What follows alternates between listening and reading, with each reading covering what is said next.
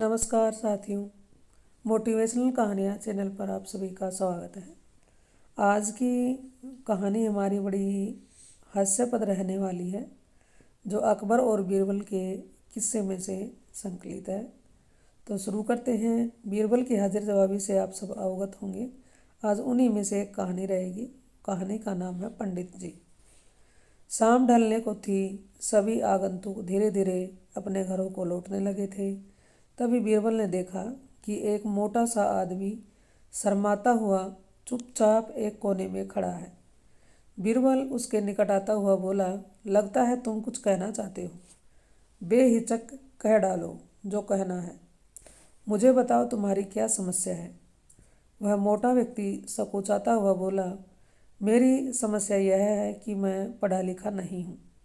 मैंने अपनी शिक्षा पर ध्यान नहीं दिया, जिसका मुझे खेद है। मैं भी समाज में सिर उठाकर सम्मान से जीना चाहता हूँ, पर अब नहीं लगता है ऐसा कभी हो पाएगा।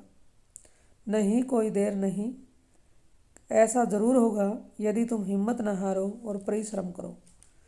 तुम में भी योग्यता है, बीरबल ने कहा, लेकिन ज्ञान पाने में तो सालों लग जाएंगे। मोटे आदमी ने कहा, मैं इतना इंतजार नहीं कर सकता। मैं तो यह जानना चाहता हूँ, क्या कोई ऐसा तरीका है कि चुटकी बजाते ही प्रसिद्धि मिल जाए। प्रसिद्धि पाने का ऐसा आसान रास्ता तो कोई नहीं है, बीरबल बोला।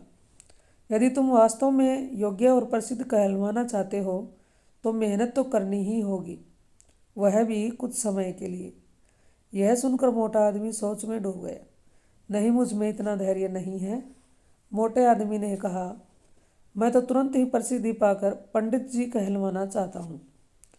ठीक है, बीरबल बोला, इसके लिए तो एक ही उपाय है। कल तुम बाजार में जाकर खड़े हो जाना। मेरे भेजे आदमी वहाँ होंगे जो तुम्हें पंडित जी कहकर पुकारेंगे। वे बार बार ज़ोर ज़ोर से ऐसा कहेंगे, इससे दूसरे लोगों का ध्यान इस ओर आएगा। वे भी तुम्हें पंडित जी कहना शुरू कर देंगे। ऐसा होना स्वाभाविक भी है, लेकिन हमारा नाटक तभी सफल होगा जब तुम गुस्सा दिखाते हुए उन पर पत्थर फेंकने लगोगे या हाथ में लाठी लेकर उनको दौड़ाना होगा तुम्हें। लेकिन सतर्क रहना, गुस्से का सिर्फ दिखावा भर करना है, तुम्हें किसी को चोट नहीं पहुंचनी चाहिए। उस समय तो वह मोटा आदमी कुछ समझ नहीं पाया और घर लौट आया। अगली सुबह वह मोटा आदमी बीरबल के कहे अनुसार व्यस्त बाजार में जाकर खड़ा हुआ है। तभी बीरबल के भेजे आदमी वहां पहुंचे और तेज स्वर में कहने लगे, पंडित जी, पंडित जी, पंडित जी। मोटे आदमी ने यह सुनकर अपनी लाठी उठाई और भाग पड़ा उन आदमियों के पीछे, जैसे सच ही में पिटाई कर देगा। बीरबल के भेजे आदमी वहां से भाग निकले, लेकिन पंडित जी का राग अलापना उन्होंने नहीं छोड़ा। कुछ ही देर बाद आवारा लड़कों का वहां घूमता समूह पंडित जी चिल्लाता हुआ उस मोटे आदमी के पास आ धमका। बड़ा मज़ेदार दृश्य उपस्थित हो गया था। मोटा आदमी लोगों के पीछे दौड़ रहा था और लोग पंडित जी कहते हुए नाच गाकर चिल्ला रहे थे। अब मोटा आदमी पंडित जी के नाम से प्रसिद्ध हो गया। जब भी लोग उसे देखते तो पंडित जी कहकर ही संबोधित करते। अपनी ओर से तो लोग यह कहकर उसका मजाक उड़ाते थे कि वह उन पर पत्थर फेंकेगा या लाठी लेकर उनके पीछे दौड़ेगा, लेकिन उन्हें क्या पता था कि मोटा तो चाहता ही यही था, वह प्रसिद्ध तो होने ही लगा था। इसी तरह महीनों बीत गए।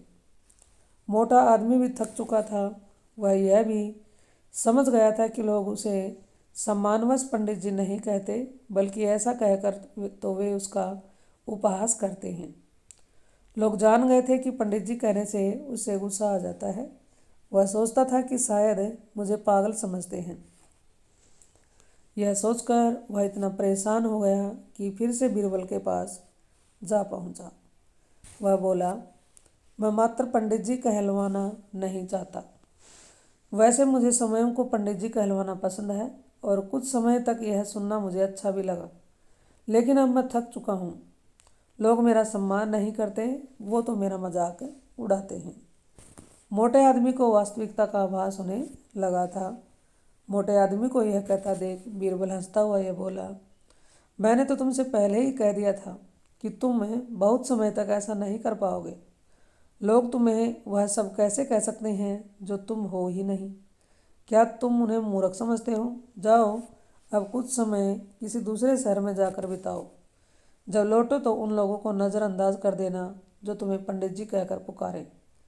एक अच्छे सभ्य व्यक्ति की तरह आचरण करना।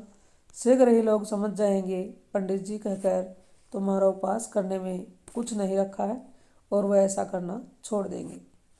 मोटे आदमी ने बिरबल के निर्देश पर अमल किया। जब वह कुछ माह बाद दूसरे शहर से लौटकर आया तो लोगों ने उसे पंडित जी कहकर परेशान करना चाहा, लेकिन उसने कोई ध्यान नहीं दिया। अब वह मोटा आदमी खुश था कि लोग उसे उसके असली नाम से जानने लगे हैं। वह समझ गया था कि प्रसिद्धि पाने की सरल राह कोई नहीं है। तो ये कहानी आपको कैसी लगी ज़रूर बताइएगा, और चैनल पर आप पहली बार आए हैं तो इस चैनल को सब्सक्राइब कर लीजिए। फिर मिलते हैं एक नई वीडियो में नई कहानी के साथ। इस चैनल पर आने के लिए जी आपका बहुत बहुत धन्यवाद।